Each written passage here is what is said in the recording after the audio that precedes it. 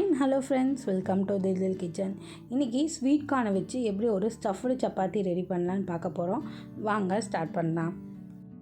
ஒரு பாத்திரத்தில் 2 கப்பு கோதுமை மாவு, 1/4 டீஸ்பூன் ஓமம், தேவையான அளவு உப்பு, கொஞ்சம் மஞ்சத்தூள், ஒரு 2 டீஸ்பூன் அளவுக்கு எண்ணெய், இது எல்லாத்தையும் சேர்த்து நல்லா கிளறி விட்டுட்டு கொஞ்சம் கொஞ்சமாக தண்ணி சேர்த்து சாஃப்டான சப்பாத்தி மாவாக பிசைஞ்சு எடுத்துக்கோங்க. இப்போ பிசைஞ்சு எடுத்த சப்பாத்தி மாவு கொஞ்சம் நேரம் ஊறட்டும், மூடி போட்டு ஓரமாக வச்சிடலாம். நெக்ஸ்ட்டு பார்த்திங்க அப்படின்னா, இங்கே 1 கப் அளவுக்கு ஸ்வீட் கார்ன் எடுத்திருக்கேன். 1 கப் அளவுக்கு மெஷர்மெண்ட் எடுத்துக்கோங்க. அப்படி இல்லைன்னா ஒரு கருது ஃபுல்லாக அதை கூட நீங்கள் இந்த மாதிரி எடுத்துகிட்டு யூஸ் பண்ணிக்கோங்க. இப்போ 1 கப் ஸ்வீட் கார்ன் எடுத்ததில் 1/4 கப் மிக்ஸி ஜாரில் போட்டு அரைச்சி எடுத்துக்க போகிறோம். ஸோ இது மாதிரி அரைச்சி எடுத்துக்கோங்க. இதில் பார்த்திங்கன்னா 3/4 கப் இருக்குது. இந்த அரைச்சது ஒரு 1/4 கப்பு. இது உரமாக இருக்கட்டும். நெக்ஸ்ட்டு ஸ்டவ் ஆன் பண்ணி ஒரு கடாய் வச்சுக்கோங்க. கடாய் நல்லா காஞ்சதுக்கப்புறம் ஒரு 2 டேபிள் ஸ்பூன் அளவுக்கு எண்ணெய் விட்டுக்கோங்க. எண்ணெய் காஞ்சதுக்கப்புறம் 1/2 டீஸ்பூன் சீரகம், ஒரு பச்சை மிளகாயை நல்லா குட்டி குட்டியாக கட் பண்ணி அதை இதில் சேர்த்துக்கோங்க. அப்புறம் ஒரு பெரிய வெங்காயத்தை அதையும் சின்ன சின்னதாக சாப் பண்ணி அதை இதில் சேர்த்துட்டு, அதாவது வெங்காயத்தை நல்லா பொன்னிறமாக வர வரைக்கும் கூட நல்லா வதக்கிக்கோங்க. இப்போ பார்த்திங்கன்னா வெங்காயம் நல்லா வதங்கிருச்சு. நெக்ஸ்ட்டு இஞ்சி பூண்டு விழுது 1 டேபிள் ஸ்பூன் அளவுக்கு சேர்த்துக்கோங்க. இந்த மாதிரி ஒரு ஸ்பூனில் ஃபுல்லாக எடுத்து போட்டோம் அப்படின்னாவே கரெக்டாக இருக்கும். இஞ்சி பூண்டு விழுது சேர்த்ததுக்கப்புறம் அது நல்லா வதங்குற வரைக்கும் நல்லா வதக்கிக்கோங்க. இப்போ இஞ்சி பூண்டோட பச்சை வாசனையெல்லாம் போய் நல்லா வதங்கிருச்சு. பெரிய ஒரு தக்காளி எடுத்து அதையும் இந்த மாதிரி சின்ன சின்னதாக சாப் பண்ணி அதையும் கடாயில் சேர்த்துக்கோங்க. இது கூடவே தக்காளி சீக்கிரம் வதங்கணும் அப்படிங்கிறதுக்காக ஒரு கொஞ்சமாக உப்பு சேர்த்து நல்லா வதங்கி வர்ற வரைக்கும் தக்காளியை வதக்கிக்கோங்க. இப்போ பார்த்திங்கன்னா தக்காளி நல்லாவே குக் ஆகிருச்சு. இந்த ஸ்டேஜில் நம்ம அரைச்சி வச்சுருந்த ஸ்வீட் கார்னையும் அப்புறம் முழு ஸ்வீட் கார்னையும் சேர்த்துக்கோங்க.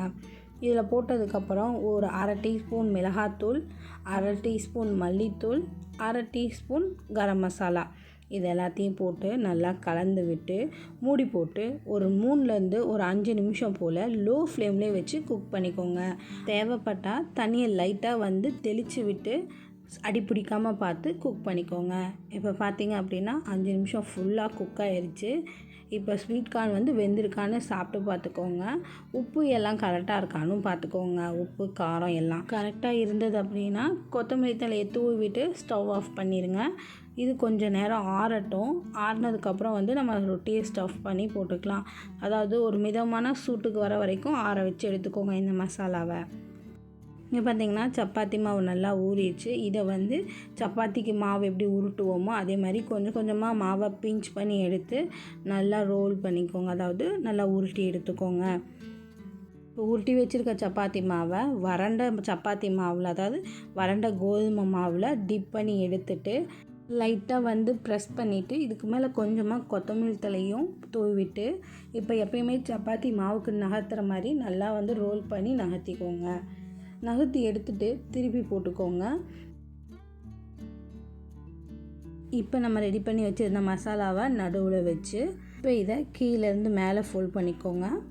ரைட் சைட்லேருந்து லெஃப்ட் சைடு ஃபோல்ட் பண்ணிக்கோங்க. அப்புறம் லெஃப்ட்லேருந்து ரைட் சைடு இந்த மாதிரி ஒரு கோன் ஷேப்புக்கு, அதாவது கார்ன் ஷேப்பு இல்லை ட்ரையாங்கிள் ஷேப்பு இந்த மாதிரி மடக்கி அழகாக இந்த ஷேப்புக்கு வந்தக்கப்புறம் சப்பாத்தி கட்டை, அதாவது உருட்டுற கட்டையை வச்சு லைட்டாக அழுத்தம் கொடுத்து லைட்டாக நகர்த்திக்கோங்க. இப்போ இந்த சப்பாத்தி மாவை நல்லா ஹாட்டாக சூடாக இருக்க ரொட்டி தவாவில் போட்டு சப்பாத்தி போட்டு எடுத்துக்கலாம். ஃபஸ்ட்டு இதை போட்டுட்டு ஒரு நிமிஷம் குக் பண்ணிக்கோங்க. ஒரு நிமிஷம் குக் ஆனதுக்கப்புறம் லைட்டாக எண்ணெய் விட்டுக்கோங்க. எண்ணெய் விட்டுட்டு ஒரு செகண்ட் இந்த மாதிரி குக் பண்ணிவிட்டு திருப்பி போட்டு திரும்ப குக் பண்ணிக்கோங்க.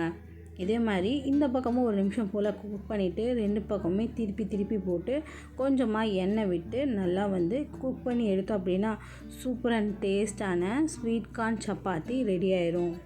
சூப்பர் அண்ட் டேஸ்டான sweet corn stuffed chapati ready ஆயிரும்.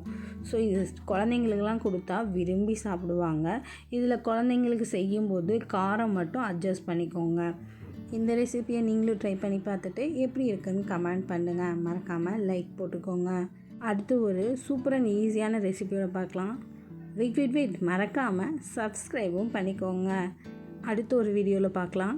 இது வரைக்கும் இந்த வீடியோவை முழுசாக பார்த்த உங்களுக்கு ரொம்ப ரொம்ப நன்றி. நல்லதே நினைப்போம், நல்லதே நடக்கட்டும்.